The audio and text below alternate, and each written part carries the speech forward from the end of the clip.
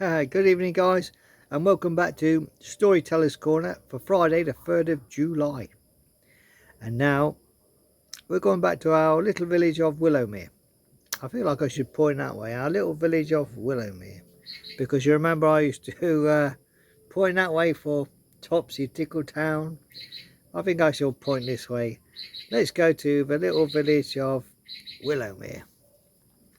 Now, this is the second book. The Clockmaker's Secret. And this is chapter 3, The Girl in the Clock. So the church clock now pointed to 3:01, just 1 minute. Only 60 seconds had passed. Yet everyone in the hidden chamber stared upwards in amazement. "It moved," whispered Pip. Arthur checked his pocket watch again, still silent. "So whatever happened," he said thoughtfully, "only affected the church clock." Edmund gently rested his hands on the great clock in the centre of the chamber, the one whose face showed the 4 seasons instead of numbers. Its polished wood felt strangely warm. "It isn't broken," he said quietly. It's waiting." "For what?" Clara asked. Edmund looked around the chamber. "I don't know." The mysterious voice echoed in their thoughts. "Someone must remember." Thomas slowly walked around the enormous clock. "There must be a reason we heard a child's voice." Wally nodded. "It didn't sound scary." "No," Clara agreed. "It sounded lonely." The room became quiet. Sometimes loneliness can linger in places just as laughter could. Arthur adjusted his spectacles. "If this clock has a story, then stories usually leave clues."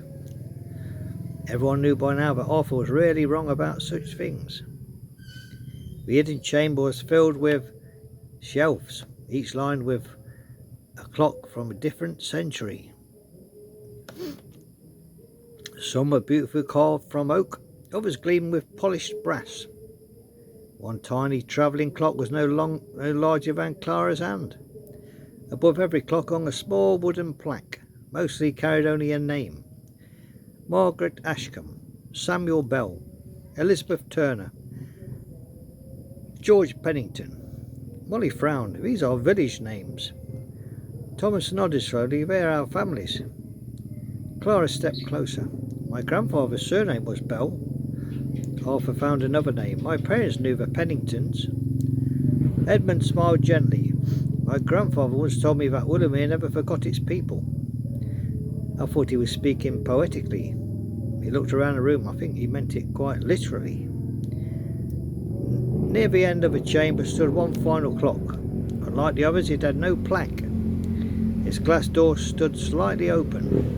Inside lay a faded blue ribbon. Clara recognised it immediately. "The same ribbon." "The letters," Molly explained. "The boxes," Pip added. "The Book of Kindness," Lily whispered. Blue ribbon after blue ribbon. The same symbol had quietly followed them through every mystery. Edmund carefully lifted it. Tucked beneath was a folded page. Its paper had become almost gold with age. Across the top was written, "To the Keeper of Time." Arthur looked puzzled. There had been a keeper? Edward unfolded the letter. The handwriting was elegant, steady and gentle. It said, "Every generation chooses one ought to remember the story. Not the richest, not the cleverest, not the strongest, simply the one who listens. When the village begins to forget, the heart of Willowmere grows quiet. Find the listener." Silence settled over the chamber. "The listener?" Pip asked. "Who is that?" Molly wondered. No one answered. Then, tick! Everyone turned. One clock had begun moving. Just one. A tiny mantel clock on the highest shelf. Its gentle ticking echoed around the chamber. Tick, tick, tick. Arthur smiled broadly. Progress. Then another joined it. Tick, tick. Then another. Soon half a dozen clocks were ticking softly together, like voices slowly waking up after a long sleep. Suddenly the grey seasonal clock chimed. Not once, not twice, but 7 clear notes. As the final chime faded, the room filled with a warm golden light. The face of the clock began to turn.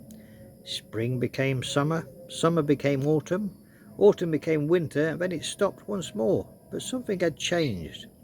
In the centre of the clock face appeared the faint image of a little girl. She couldn't have been more than 10 years old. She wore a simple cream dress, her long brown hair tied neatly with a blue ribbon. Her smile was gentle, her eyes were kind. She looked at each of them. She knew them already. No one felt afraid, but only curious. She spoke so softly they almost missed the words. "My name is Grace." Then she looked directly at Clara. "Thank you for always feeding people before asking questions." Clara blinked. Grace turned to Arthur. "And thank you for fixing broken things." Arthur swallowed hard. Grace smiled at Thomas. "And thank you for helping things grow." One by one she looked at everyone. Lily, Elsie, Molly and Pip, even Edmund. Each received a simple word of thanks that somehow reached straight into their hearts. Finally she looked towards the doorway leading back upstairs. The listener has already arrived. Before anyone could ask what she meant, the image faded, the golden light disappeared, and the clock fell silent again, except one, a slow, steady tick, tick, tick. Everyone turned towards the doorway. Soft footsteps echoed down the staircase. Someone was coming. A figure appeared in the lantern light, an elderly woman wrapped in a grey travelling cloak, carrying nothing but a small wicker basket. She looked around the chamber in astonishment. "I'm terribly sorry," she said with a warm smile. "I was looking for the church kitchen." Then her eyes fell upon the great clock. A single tear rolled down her cheek. "Oh," she whispered, "I remember this place."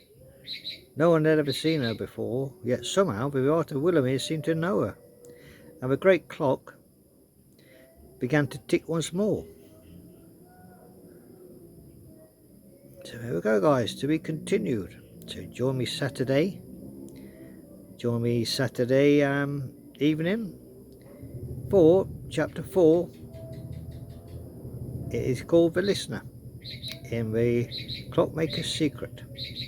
So join me. We'll go back to the little the little village of Willowmere, which is that way, because Topsy Tickle's over there. This is Willowmere's over there, guys. So join me for that chapter 4 Saturday evening, and it's called The Listener. So let's find out who's listening. Here we go.